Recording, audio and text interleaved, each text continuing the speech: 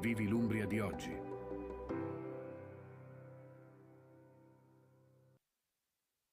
Good morning, everybody. My name is Sophia. Today, I'm going to be giving you a script writing workshop for TikTok and Instagram. It is the first time I'm giving a talk of this nature. It's lightning training for how to write a script for these platforms. Why TikTok and Instagram? They're driving the most engagement right now when it comes to video, and they are what I specialize in. So I've had 160 million views for my explainers on there. You can have those kinds of numbers too if you want to take advantage of TikTok and Instagram.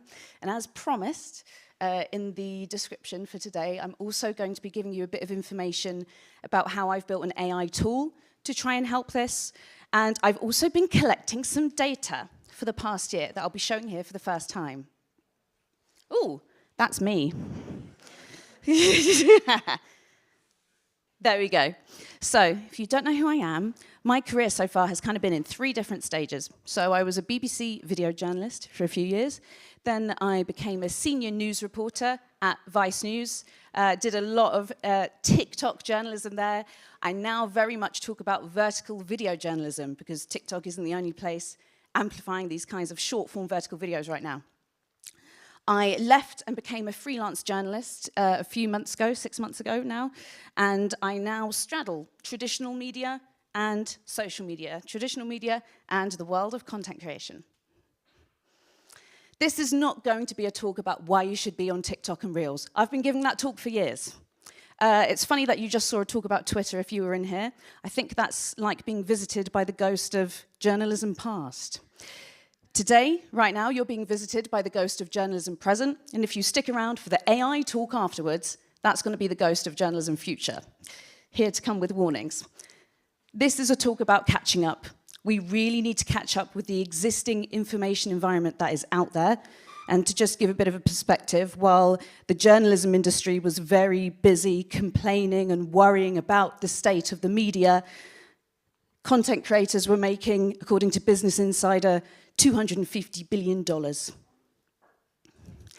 While some of you may have not been platforming your work on Instagram or TikTok because you thought it was something only for very, very young people, according to Pew Research in the United States this year, the growing demographic on TikTok is actually 30 to 49-year-olds. 35 to 49-year-olds are also more likely in the US to upload videos than 18 to 35-year-olds, which might challenge some preconceptions, including my own, about the platform. We've been seeing headlines like this: TikTok's rise as a news platform challenges journalists' influence. I would reword that. That's a bit doom and gloom. I think TikTok's rise as a news platform gives journalists an unprecedented opportunity to reach bigger audiences, find stories, and lucratively make money. This is the data that I've been collecting over the past year. I very often give training to journalists and non-journalists about how to make videos like mine. And when I wanted to get a data set where I only had journalists answering some questions. So these were 126 freelance and staff journalists who've done my training over the past year. The good news is that most of us are on Instagram. The less positive news is that far fewer of us are platforming our work on TikTok.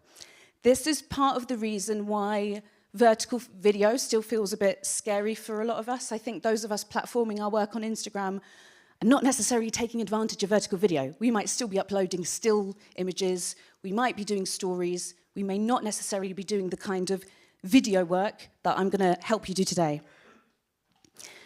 I'm wondering why people don't TikTok more. I've been thinking about that at this festival. It's something that I've been thinking about over the past year. And I found out that the main reason journalists are not making vertical video on TikTok, on Instagram, or anywhere else is actually time. They think they don't have enough time. The second most common reason was that they don't have enough video skills. And then the third, scared of being on camera.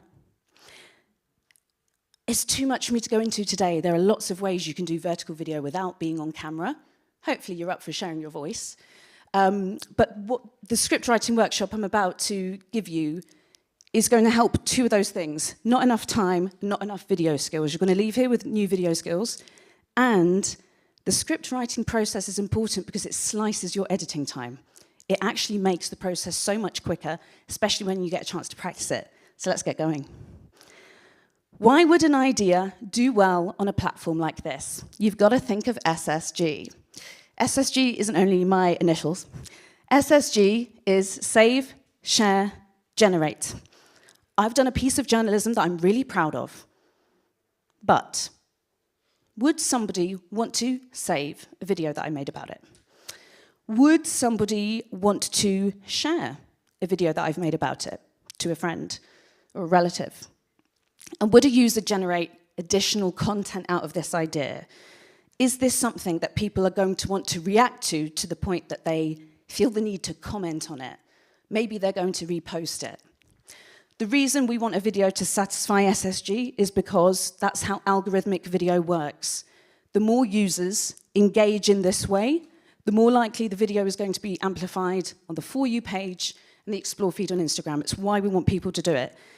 That is how you can decide if the idea is going to work or not. So I'm going to walk you through how I would script a video. News is, I do believe that news is built for SSG, by the way. News, the way that audiences are interested in news, we react to it. We do often want to share news with friends of ours. We're actually very well placed as journalists to be making viral content. The thing is, platforms are saturated with news. So there's got to be something that's a bit different about how you are doing it. Let's take an example of a story that I did back when I was at Vice News. I never made a TikTok about this at the time, so it's deliberately why I chose it for today. Google Maps is still failing to direct people to actual abortion clinics. That was the story that I did.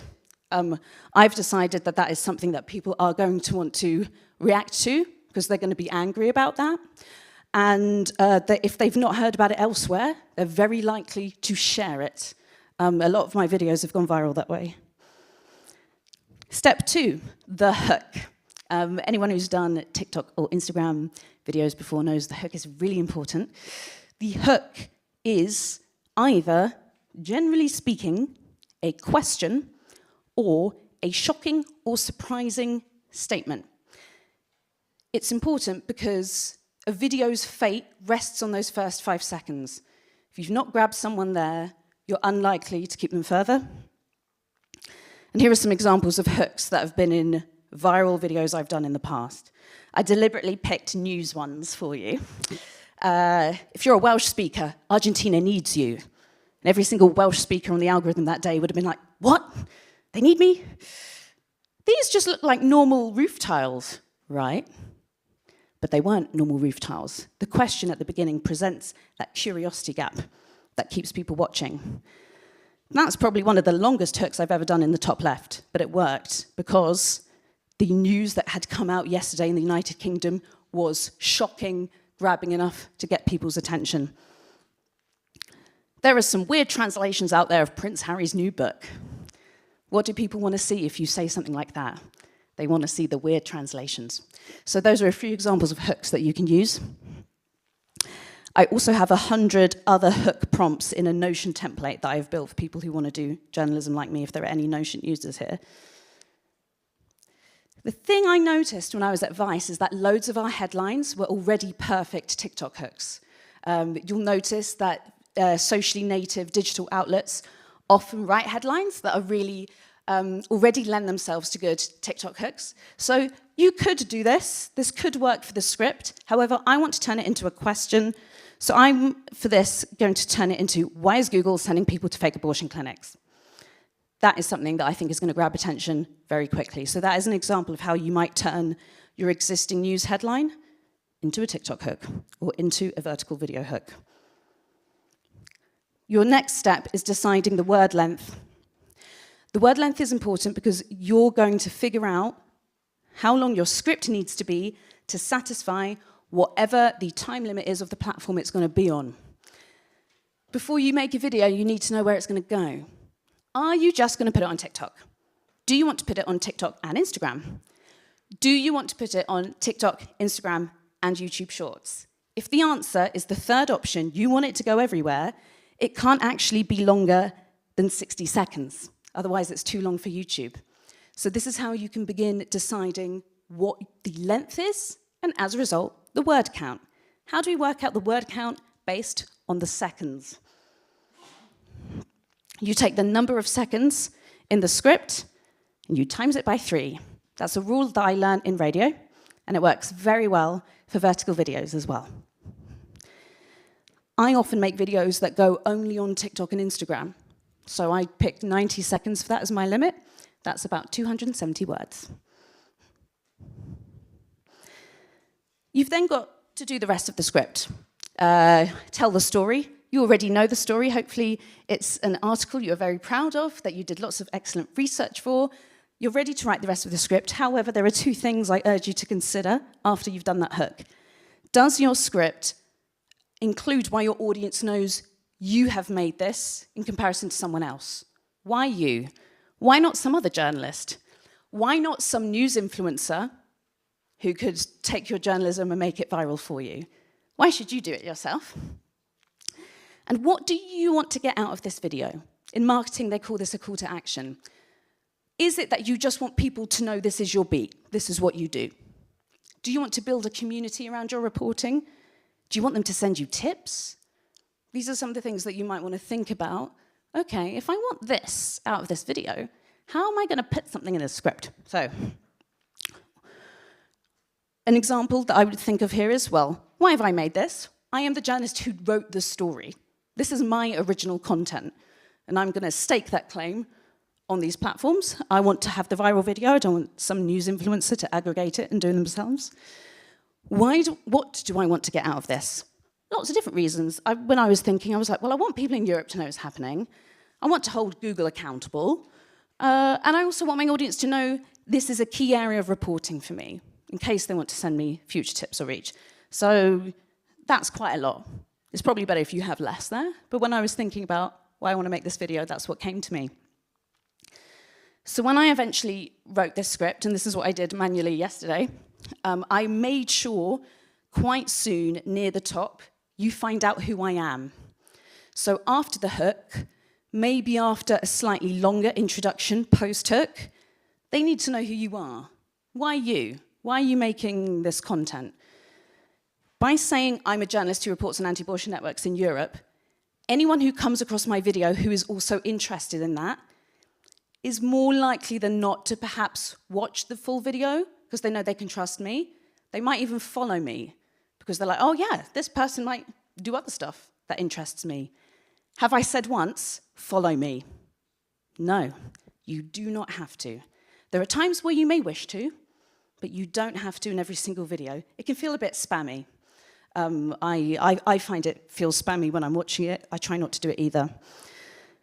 Another thing that I added, I don't say comment if you're angry at Google. You know, I don't say anything like that.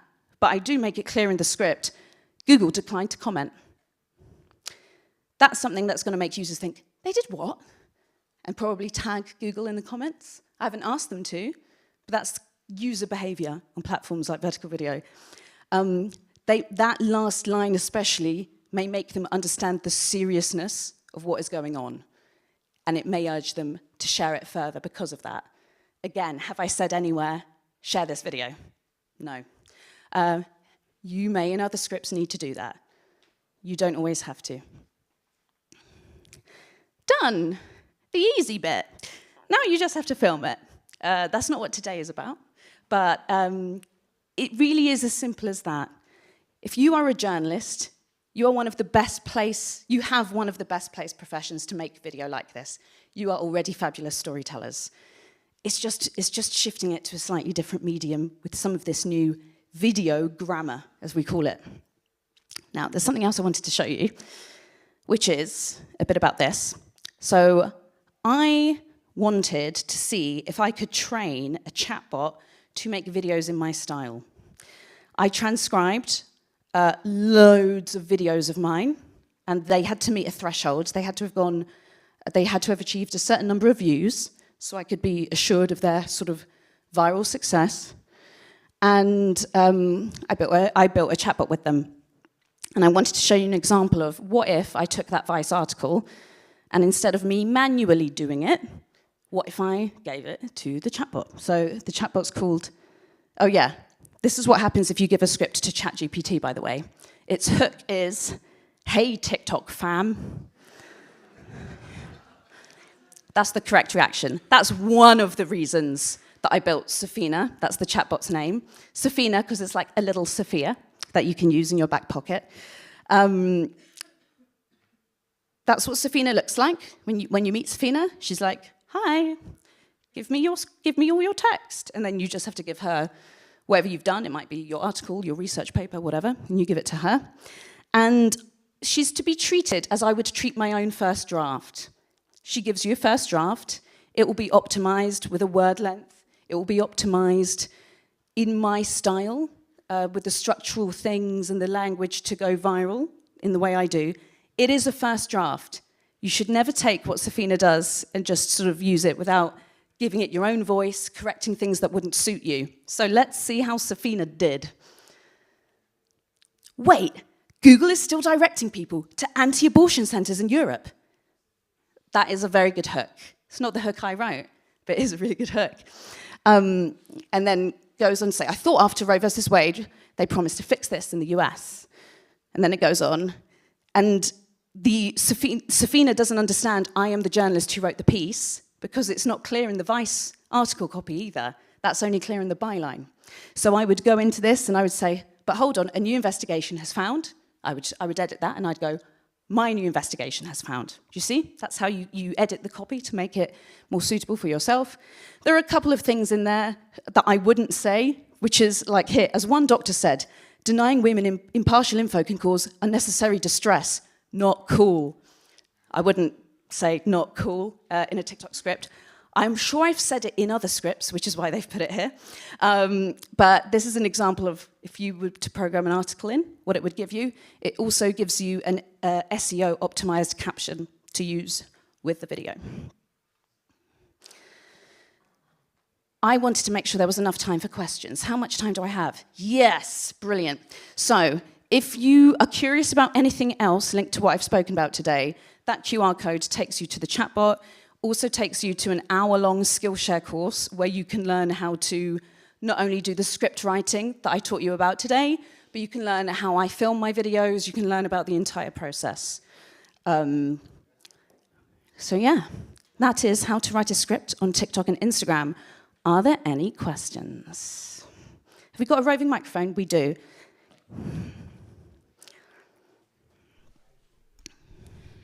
Hi, my name is it working? Oh. My name is Margarita. So my question is, it seems like all this advice is perfect for very timely, newsy journalism. Would you change that advice for magazine writing and more feature articles, I guess? No, and I will explain why. The majority of the content that I do now, so especially when I was a senior news reporter at Vice, I was pumping out, as you've described, a lot of videos that were connected to news reporting I was doing. I've always complemented that with content about my passions and my hobbies and my personal interests. Now I'm freelance, that takes an even bigger slice of the pie. So I make loads of content about language and languages. Some of that content you can maybe describe as more newsy. Plenty of it is, I would put in the kind of evergreen explainer box. So it's more satisfying an information gap that the audience may have that I set up for them in the hook that isn't news. Or linguists might know about it, but the everyday person won't. So there is 100% room for magazine and feature journalism. It just has to have the hook. There are news reports I have done in the past that I've not turned into TikToks or Instagram Reels because I've thought, I cannot fashion a hook. You know, some stories are unhookable. And I just decide, if it's taking too much time, I've got other things to do. It's better I invest this time in something that I know will work. So yes, you can definitely turn anything interesting into a viral video. I'm confident. Thank you. More questions? over here, please.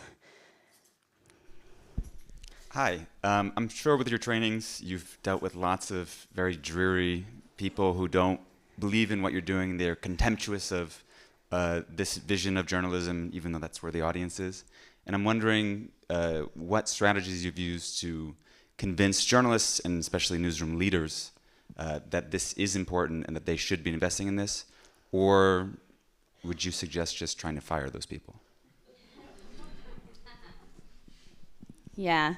You know, one day I might be in a position with hiring power, and that'll be dangerous. But yeah, at this point, I've only ever been the innovator, really, in a newsroom. I've never been the person that's senior. And I have always, maybe naively, I've always hoped the data will convince people. I remember when I was a very young journalist asking advice for how to pitch a story and how to get the pitch. And the advice I was given was like, is it backed up by data and findings that you've got?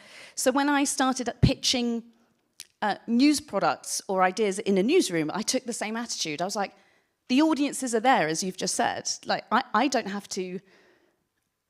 have to explain. It's really obvious. I would say at this stage, we know from copious academic research now, we know from the Reuters Institute of Journalism annual digital reports, there is so much data that is telling us it's not only audiences are consuming more on these platforms, news publishers are investing more on TikTok, Instagram, and YouTube. So I do think at this point, most newsrooms have been convinced. What remains in too many newsrooms is a hierarchical attitude that the TikTok, the Instagram content isn't as important as the telly stuff, isn't as important as the radio stuff.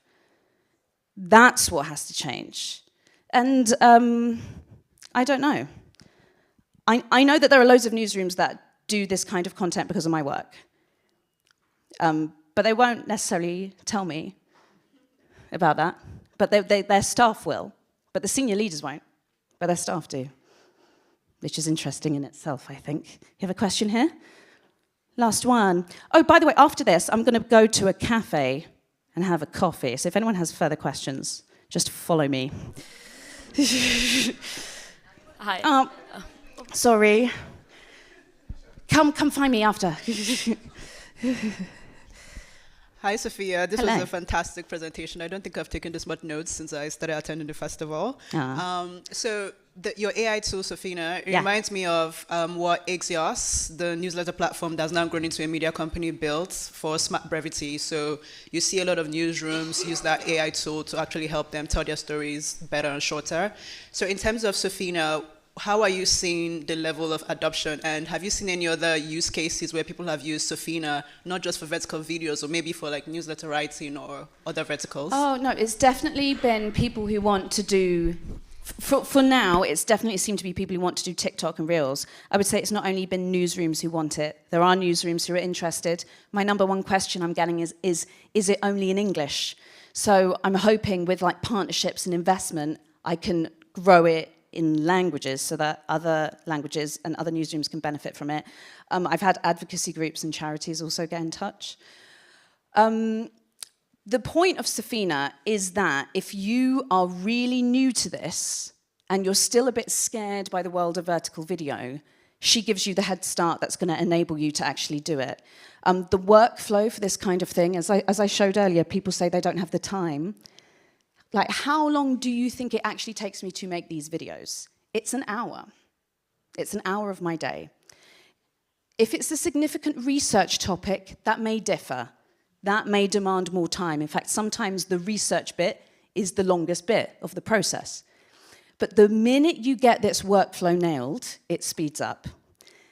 Writing my script took a decent amount of time, 10 to 15 minutes longer than it did putting it into Sophia.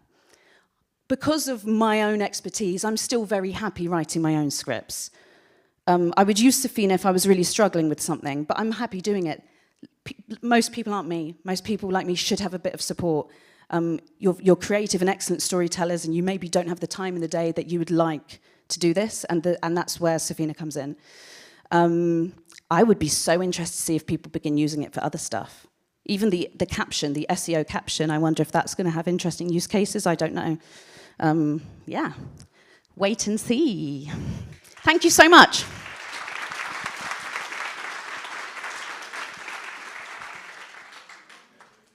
Thank you. Thank you.